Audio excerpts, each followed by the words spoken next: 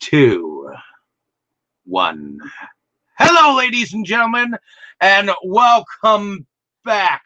Ho, ho, ho. Santa is almost ready to go to his workshop. But in any case, we are continuing the Christmas holiday season where we decided that we were going to go on about a 2014 film directed by Joe Lynch. And it's written by Yale Hannon, Joe Lynch, and yeah.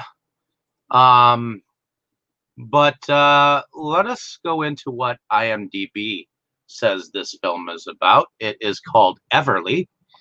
It stars Salma Hayek, Hiroyuki Watanabe, Laura Cepeda, and several others.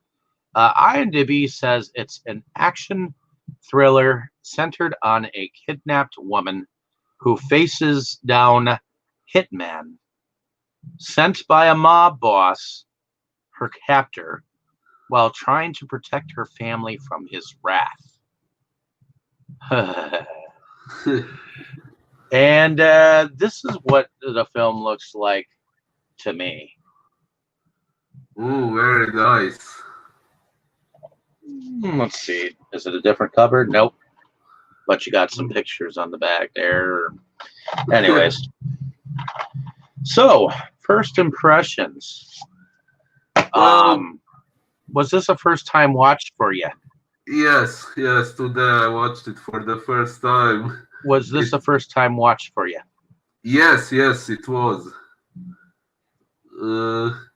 And it was a quite interesting movie. I'm Sorry, sorry. folks, we had a glitch there for a moment. Oh, now I understand why you repeated the question. Today was the first time I saw the movie, and it was very interesting, very thrilling and suspenseful. Maybe the atmosphere is a little bit different from what I expected. It had a lot more of this looming danger feeling than I imagined it would, but that's definitely not a bad thing. It was keeping me on edge from the beginning to the end, which is definitely a good thing. Oh yeah, it's kind of different, but I remember this movie. It happened around Christmas time, and it has a Christmassy type setting, doesn't it? A little bit, yeah. Maybe not as much as a usual Christmas movie, but yeah. All right. So, I got this was a blind buy for me when I picked it up. I picked it up at the time that it came out on DVD. And when I saw it, I don't know why, but I really liked the storyline line here, even though it ended it ended like it ended really abrupt. You know? Yeah. It went took you on a journey, and it took you where no one was to return. But we get a well, let's go into the plot here. I liked it for what it is. It's a basic plot line is apparently for 4 years a woman has been held hostage against her will, and she finally gets freed from some of her captors. I guess she somehow acquires some money that her captor had at one point in time, and she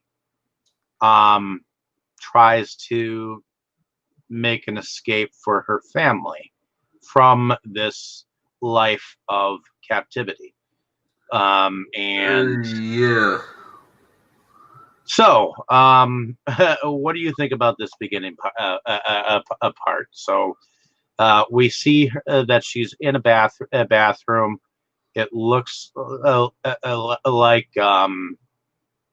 she's just escaped from some kind of a Christmas party. A Christmas party. I don't remember anything like that. Where was a Christmas party? Well, it looked like a bunch of the crime dudes were having a party with her the night before, and somehow she escaped from them into the bathroom, and then she found her way to a weapon and basically blew them to smithereens. Yeah, that's what she did. For So, some reason, I can't remember this party. I'm sorry. I've well, seen.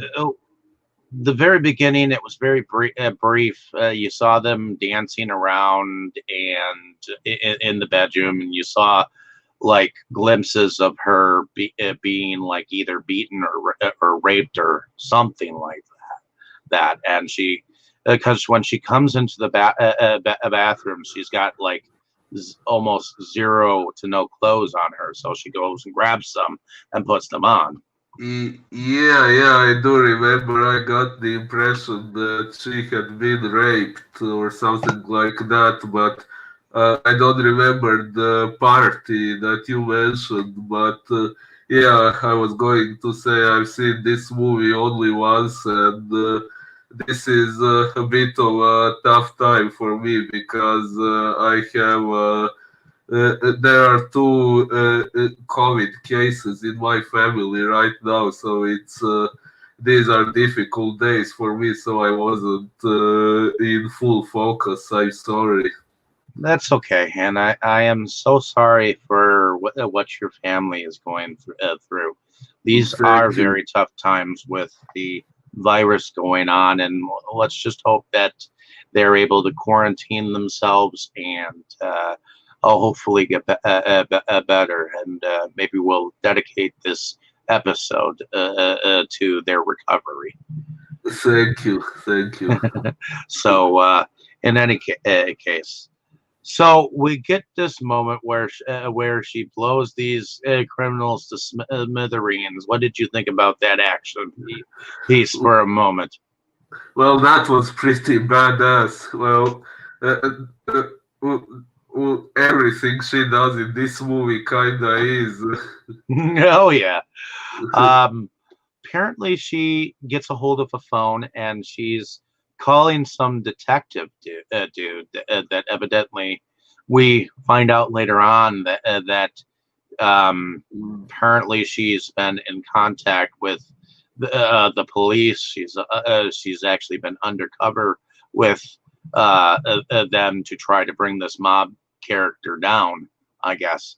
But also as well, there are many like officials and police people on his payroll, and so ultimately either he wants her dead or he wants her back, no matter what, and he believes that he owns her, so he can do with her as however he pleases. But he had thought that she would go down without a fight. So the next bits and pieces over time are her getting attacked because not only does he find out that she's like killed off the first round of dudes, he's put a bounty on her for like Yeah. 50K. So anybody in the building, including her, including the neighbors, apparently are supposedly badass killers. Yeah, from what I understood, they all were his slaves, and he was ordering them all to go after her. From what I understood. Oh yeah. And what do you think about some of these badass chicks that end up going after her? Well, there was some comic relief there, like from what I remember, there was a scene where two of them ended up fighting and killing each other. Uh, it Yeah. definitely didn't look like they were organized or working together to accomplish their No, mission. no, it definitely Uh, did not. Apparently, one of them was actually right the fuck next door. Um, and evidently she'd killed whoever was over there anyway, ways, and she was on the phone to evidently the boss dude, and when she was offered money, she was like, "Well, why didn't you say so in the first place?" And then that's when she came in.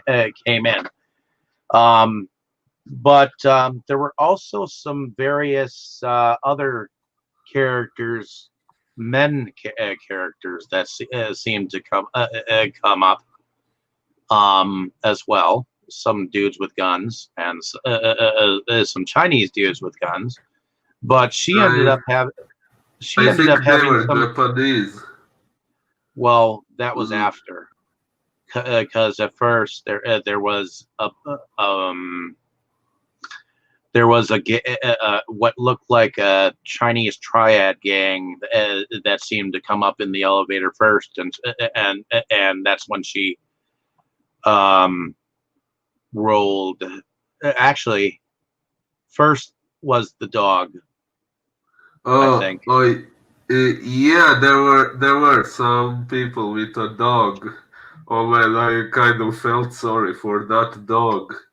I didn't. It was a mean mother.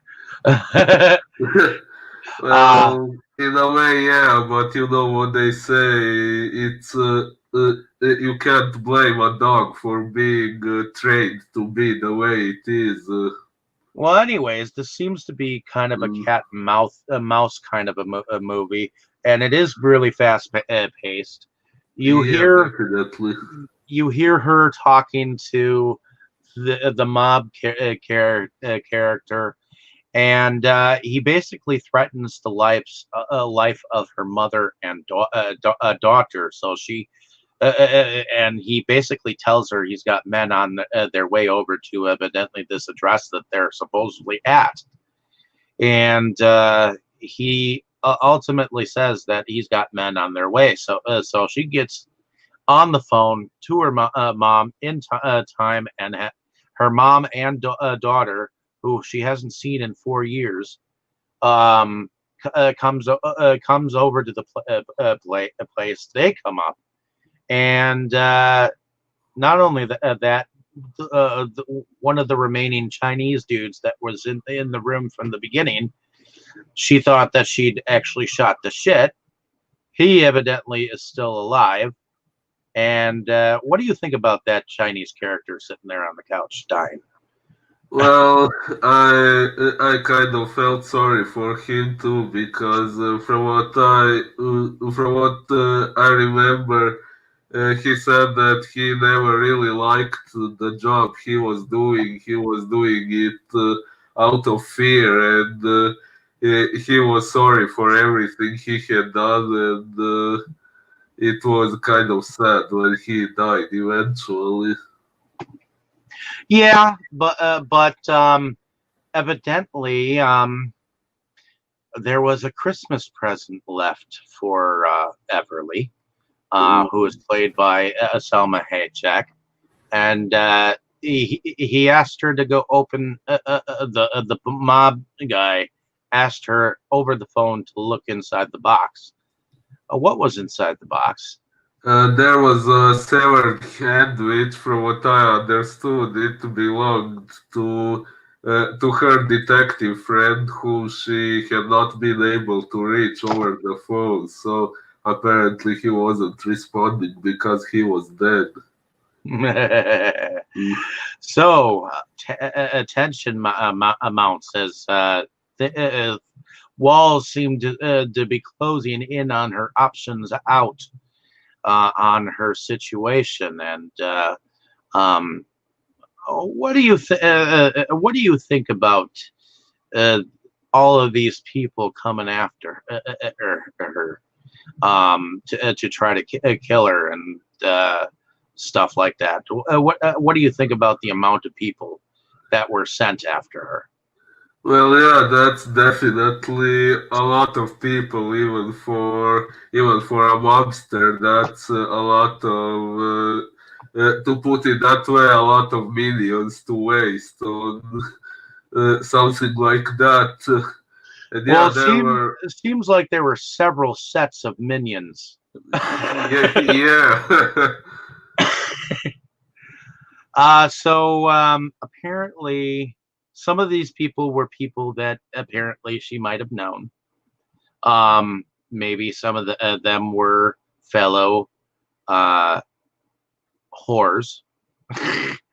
um, Although I feel sorry for Selma Hayek's character because, according to her, she was forced into this life. Definitely, yeah. Well, I can't remember every single detail from of what was said at the beginning, but I think when she found out that her boyfriend or husband or whatever that he was a mob, that then she wanted to leave him, but then he captured her and did what he did, if I understood and remembered correctly. Yeah, I believe he might have been a mob type character, and I guess the mob, the head guy in charge, he just literally like had this obsessive love about her, and you could see it, in the final conflict of the battle that she had. I mean, she was in this high rise apartment building, you know. Yeah. And he was just watching the whole thing from across the way, as we Indeed. found later on. Which, spoiler alert, ladies and gentlemen, we're probably gonna spoil the shit out of this movie. Like It we is always do. it is pretty straightforward, though, because one character comes in after the other, and like we said, that there was a and I think this was after the mother of Everly came to the building, and I like how the Chinese dude sitting on the couch, um, how he treated the daughter. He wanted Oh, to protect her from opening the box. Remember? oh, indeed. Yeah, that's what made it even more sad when he not only died, but died right in front of the little girl. Well, yeah. And she was a very cute little girl, wasn't she? Yeah. Very precocious little child. I mean, you could tell that she was going to grow up to be a very beautiful young girl eventually. Probably. But ultimately, the little girl got out into the hallway, and there was this German Shepherd that was rearing to go.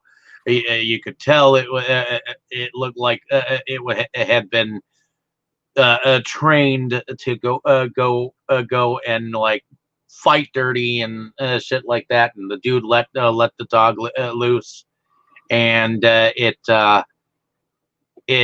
fought with Everly in the room, and then she Oh. threw a grenade into the hallway and said bone, and the dude was like, no, that's not a bone. Kaboom.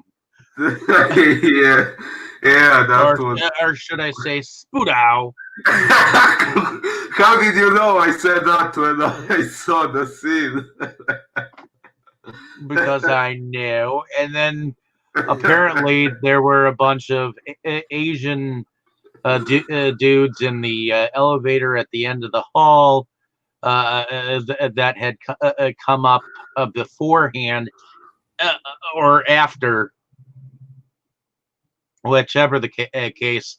And and I like that part for some reason, because she kicked the one dude straight into the elevator, threw a grenade inside. The doors were closing as you saw the thing kaboom. It Oh went down yeah. to the bottom of the ground floor, and you could see through. And I like the fact that you could actually you saw had different angles of the building. You could see the ground floor from from the apartment, because the apartment had some TVs inside of the ground floor, and you saw this guy in a white suit and a hat come through the ground floor, what who had a cane, and Oh, eventually he came up to the apartment room with four. Oh, actually, this is the strange part. First, he came in with this Chinese dude who was in this machine oh that yeah. he was all caged. What did you think about this part? Well, it was that was one of the nastier parts of the movie. A bit difficult to watch what he was doing to the guy who was supposedly calling himself the masochist, but he didn't really seem to be enjoying what was being done to him. No, Uh, he was definitely not enjoying it, but he could take the pain, evidently, because when he unleashed him, what did he do? uh, I think, if I remember correctly, it looked like the guy was killed, but later on we found out he was still alive. Well, yeah, but also when he unleashed him, he charged at her. Um, Oh yeah, he had this electroshocker, or what's it called in English? I'm sorry. um, I would say it's like uh, a taser, Oh, oh, at the end of a stick, because there were several different tasers that were used in this film. The oh, first one indeed. was the stick, and I think the last time I saw that kind of a stick was in Jurassic Park, where the one dude he had a stick, and he was futzing with the compies. Of course, eventually he got his in the end. But anyways, that's a totally different film. But also in the final conflict, there was a gun taser, where that's the type you shoot, and it's got wires, and you press a you hold a trigger, and it electrocutes him with all kinds of electrodes. Oh yeah, she used that on this guy called himself the sadist, or was it someone else she used the thing on? I That can't that was remember that was the exactly. guy with the that was the guy with the white hat. He had all these kinds Ah, of medications, and he'd actually locked her up in the same machine, oh and yeah, that was him. because of her screams and her and the fact that she was being drugged, her mother, who she'd put in a room down the hall, um, came in and tried to help her out of the situation. Well, the sadist got her, but she was able to get out and medicate him. Oh, oh yeah, yeah. She made him swallow some nasty chemical, if I understood correctly, and It might even be sulfuric acid, oh, yeah, makes sense. because he did a small melting down scene, and you saw his body twitch. Uh, Yeah, I guess that's a pretty poetic justice ending for his character. Most definitely. What did you think about the other four that kind of they look like Raiden from like Mortal Kombat Oh, or some oh shit? yeah, yeah. I was And them rice reminded of. tats.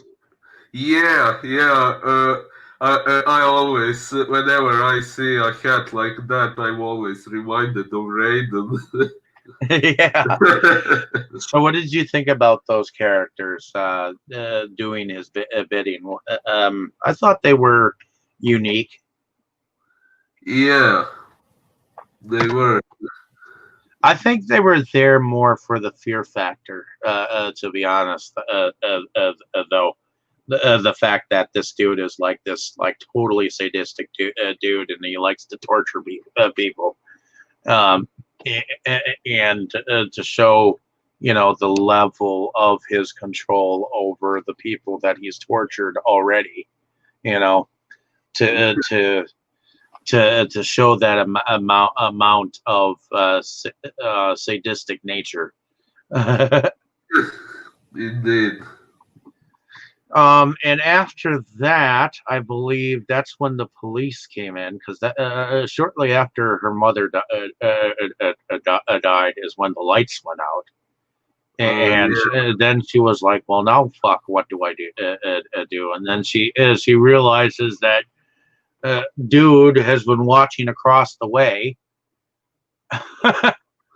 And so she takes the gun and she shoots across the way, and then I'm not sure how she gets over there, but she eventually gets over to the other building, and where the dude where her captor is, and they have a final fight. What do you think about this final fight? Oh, it was definitely very intense. Although for some reason I had the impression that during the previous fights she seemed to have exhibited more courage than in the final fight for some reason. But Yeah, eventually she got him pretty well. he is kind of the source of most of her fear, I mean, she's evidently been held captive in one room for 4 years, and he made mention that he loved her and all this jazz, and she was like, "I hate you." I mean, you forced me into this life, and when he said he loved her, how can someone who how can someone not reciprocate his love or whatnot? And she's like, "Well, tough titty. I'm not the one who fell in love with you. You fell in love with me." Kind of a thing. And he was like, "I'll betray this, betray that." And she was like, "You took my life from me, you son of a bitch." Uh, Basically. yeah, although that makes me wonder, it was never said who was her daughter's father, right? Was it him or was it someone we didn't get to know anything about? I don't think it was him. I think it was someone who might have been on his payroll at one point in time, and he might have had killed. Who? But we never saw who he was, or any lead up to that part. All we know is that she's been apart from her daughter's life for like uh, most of her life, and I do like the moments where we do see the daughter, because uh, she's so damn cute. I mean, I mean, you think you could pick her up and hug her. Um, Yeah. but she's also very naive, at that age too. So when she was in the hallway with the dog, she didn't know that dog was pretty much rabid and would like tear her apart in a heartbeat, like as soon Indeed, as it got to her. yeah, she didn't seem to be very afraid of the She dog. she also wanted to open the box, which had the severed heads. So she was all shades of curious. So Definitely. Well, that much makes sense. I mean, what child wouldn't want to open that box? oh yeah. What did you think about the mother? Oh, she was pretty cool, and actually, I was quite sad when she ended the way she did, especially because her death happened near the end of the story, and I kind of think it wasn't really necessary for the plot. More like they killed her just to make the ending not perfectly happy. So I would say her death is my one issue with this story. And yeah, she was pretty cool. She saved Everly's life. From what I remember, at least once, maybe even more times throughout the movie. Well, as much as Everly went through, it's a wonder how much she actually survived most of these people who came after her. You know, I mean, she was shot. I mean, she was already bleeding the one time. I mean, she was pretty much drugged beyond belief by the sadist. So it's a wonder that she was even standing or even fully functional while she was in that final battle, too. You know, I mean, it, what one woman can go through just to get to safety. As they say, hell had no fury like a woman scorned. True, and I think that is true in this case. Although it was kind of on luck that she was actually able to um, overcome her captor. What did you think about the fact that she asked him to take his own life, and when he threw the knife at her, and shortly after that he was about to give her a haircut a little bit too close to the neck. Uh, yeah, well, actually, I must say I found that moment when she told him to kill himself a little confusing and maybe unrealistic because I think it was unrealistic of her to expect that he would actually kill himself. Like, why would he do that? Well, yeah. Why would he do that when he feels no remorse for anything that he has done for her? You know. Yeah, yeah. But what did you think about her captor when you finally met him? Well, uh, uh, physically, I had no particular expectations before he appeared, so I wasn't too surprised. But yeah, I guess he did.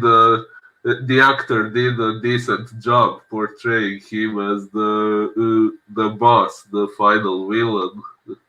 Well, and that the boss, his name was, let's see, Uh, Taiko. his name. Yep, his name was Tycho in the end, and but he was played by Hiroyuki Watanabe, and Watanabe has been in quite a few films himself.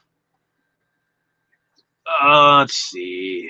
Uh, Let me go backwards in time. All right, so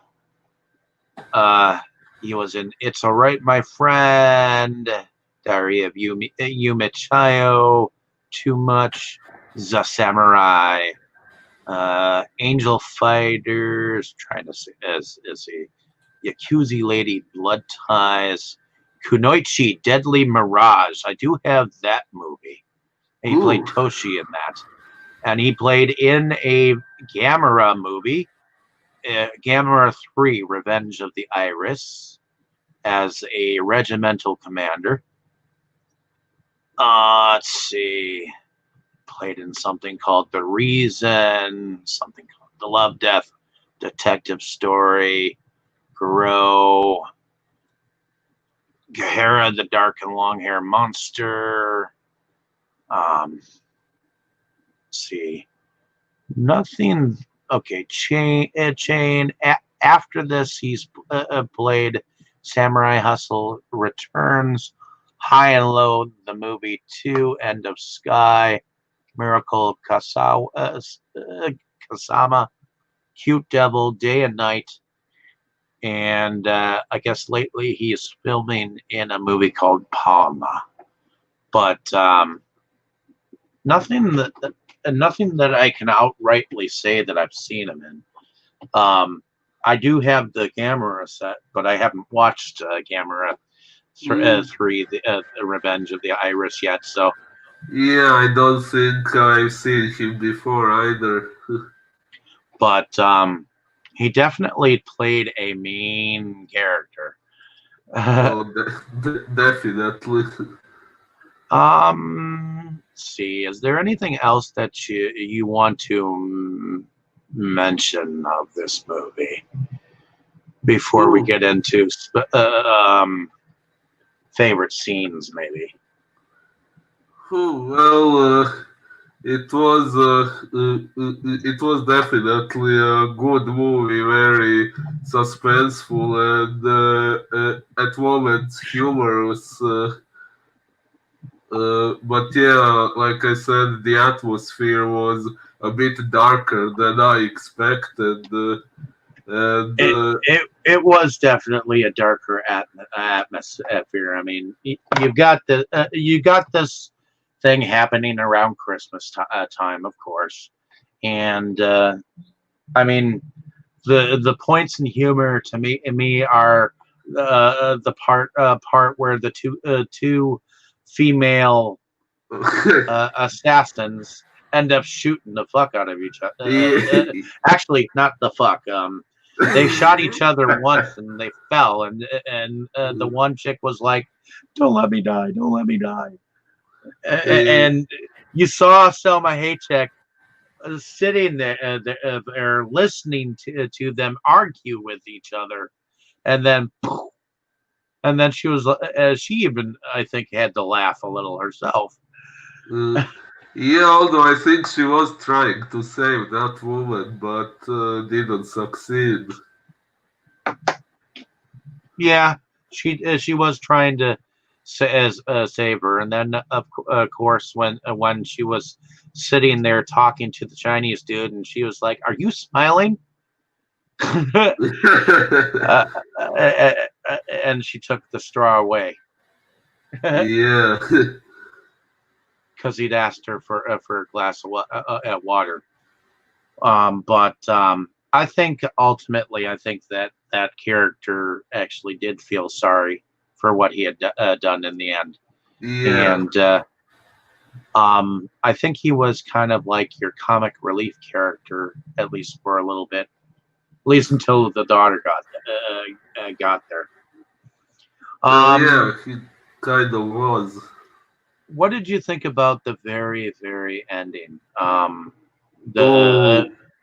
fact that you heard the duh, duh, duh, where I think that it made it seem like she actually survived. Well, yes, I think she did survive because there was a part where it seemed like she was dead, but then the beeping sound. I'm sorry, I forgot the English word for it, but it at the very end it was implied that they had reanimated her, and you heard her gasp. So I guess she survived after all. It's either that, or maybe maybe the Takao. Well, no, he can't come back from that, can he? You can't come back from being like sliced in fucking half. Yeah, and another thing that left me a bit confused was after Taiko was killed, this woman who the little girl was at while Everly was fighting, she got killed, and we found out this guy calling himself the masochist was still alive, and he started to kill people.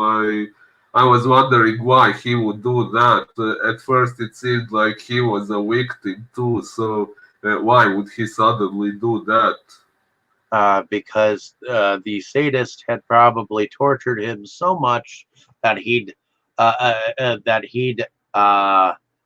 basically turned him into a sadist himself. And I mean, once you destroy the mind, you can basically control someone in a way to binding them to your will. And I mean, once you've destroyed someone's mind, you can basically get them to do whatever the fuck you want. I mean, when it comes to torture, I mean, depends on how long he was tortured. It was probably his favorite plaything. So ultimately, I do think that he turned him into a sadistic creature himself. You know, maybe. I mean, where he whatever person he was killing, he was actually enjoying it. I guess. Well, if I sat you in a room and tortured you for God knows how many years, eventually your mind would crack, and you'd be like, "Yes, master, whatever you say, master." You know, Well, I'll do your bidding. Yes, master. You know. I guess, although that's quite scary to think about. Well, I won't ever have. I won't ever do that, so you don't have to worry about it. Yeah, thank you. I'll leave you pee for now. But if I ever have need of you, no, just kidding. Anyways, but yeah, I for some reason I enjoyed this film. I just enjoy it when you can get a woman kicking some ass, and Yeah. she was very sexy. Oh, definitely. And I just like the background story and the fact that you get to see her little precocious child and the way that you know that the Taiko he when he was describing how he could um, he could very much get the older clients interested in their daughter. Oh, yeah, that was pretty nasty. Yeah, I mean that was pretty. I mean, when you hear something being described to you, sometimes it's even better or even worse than you actually seeing it, because then you can picture it in your mind and you're like, ew. Oh, You know. indeed, yes. Sometimes when you don't see something but only imagine it, your mind can make it even scarier than it would be in real life. Although that's just spoken generally, what that guy said would be quite terrifying in real life. Oh yeah. what about favorite scenes? Do you have a favorite scene? Well, I guess it would be the part where she finally killed Taiko, or maybe the scene afterwards when we found out that there was one villain still alive, and she handled him as well, and that was actually the most suspenseful moment when you didn't know if she was dead or alive, and the credits are starting to roll, and you're on edge like, are we going to find out, or is this the end, or what's going on? And then at the very end, you find out she is alive after all. That was pretty. Oh yeah. My favorite moment would actually have to be um, the part where she threw the grenade for the Oh, dog, and good and the point. dude was like, no, no, no, don't follow that. That's not a bone. A Yeah. bone. Yeah, or I'm Spunao. sorry. I busted out laughing at that point. Yeah, so did I. It was pretty good, although I never like to see animals die in Well, movies, but you yeah. didn't necessarily see him. You just suspected that they blew him to smithereens. Yeah, good point. So you didn't exactly see it on camera, but you heard it. It did. But in any case, let's see. What about the music in here? Let's see. There For was some Christmas music. Yep. During the movie, during the soundtrack, we had "Fa La La," which was performed by Brandon McCreary. "We Wish You a Merry Christmas," which was arranged by Peter Knight. "God Rest Ye Merry Gentlemen," which was also in, if I remember correctly, it was in "It's a Wonderful Life." Oh, yeah, A possibly. very a very Merry Christmas by Brandon McCreary. Um, Deck the Halls, performed by Raya Yarborg, and Silent Night, performed by Raya Yarborg. And then we have a couple of A Gift from Tycho, Alias, Fighting to Survive, Dead Man, The Sadist, Tycho, Resolution, and the Everly end credits. But Bear McCreary um, was also um, the musician behind another movie, which I think this director has something to do with. Let me see. Yeah, he was the director of Knights of Badassdom. Oh, um, let's see. Yeah. So he was Joe Lynch was the director of Wrong Turn 2, Dead End. He was a director in the Chillerama anthology, a segment called Zombie Movie. And then he did Knights of Badassdom, which Bear McCreary, he did the music for that. And then he did Everly. And then he did 12 Deadly Days. And then he did a movie called Mayhem. And then I guess he did a movie called Point Blank not too recently in 2019.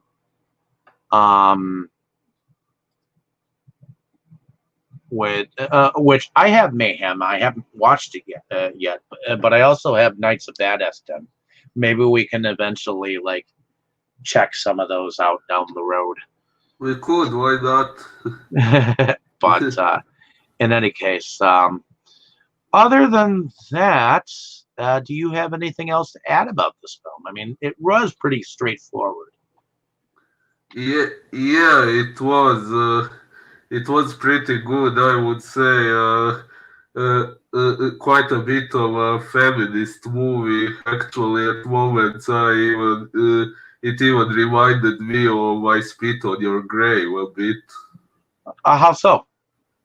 Well, it was a woman who had terrible things done to her, and she was well, okay. I Spit on Your Grave was more about revenge. This one was more about survival, but in the end, it was a bit of Survival and escaping. yeah. Although she did also take revenge on the one who had wronged her the most. Yeah, she did. So yeah, I could definitely see some aspects of I Spit on a Grave from this. I mean, you don't necessarily see the rape or anything like that. You just supposed to take her story as is, you know, and run with it, with the fact that you know that she is a victim, and I almost wonder if she was always the victim, or if she had any part in some of the dealings or doings that this apparently Tycho had, you know, his hand in with, you know. Hmm. Uh, Yeah, good point. but in any case, other than that, I think that's all the time that we have for today, folks. Uh, definitely check this film out. It is a fast-paced film. Definitely. It is a little light on the story, but I don't really think it really needs that. It is kind of a slice of life, because you start basically like in the middle of the story, and you get bits and pieces of the story as you go along, and you get enough of a story that you hate the bad guys. So, Yeah, definitely. and then you start rooting for the right party. So, um, in any case, hopefully you enjoyed our ramblings on this film. Like and subscribe to the page if you can, and definitely use this as a guideline to maybe the film. But go out and watch it yourself, and let us know down in the comments what you thought of the film. I Yeah. tend to enjoy films like this that are fast paced, sexy women. I mean, getting revenge. Definitely, I also enjoy movies about strong women. They can be pretty cool. Oh yeah, but ones that you can probably dream about, like in a nice way. In any Yeah, case, you have a great day, evening, or morning, folks, and look out for some of our other videos in the future. We're definitely going to have some exciting stuff. Thank you. indeed. Thank you.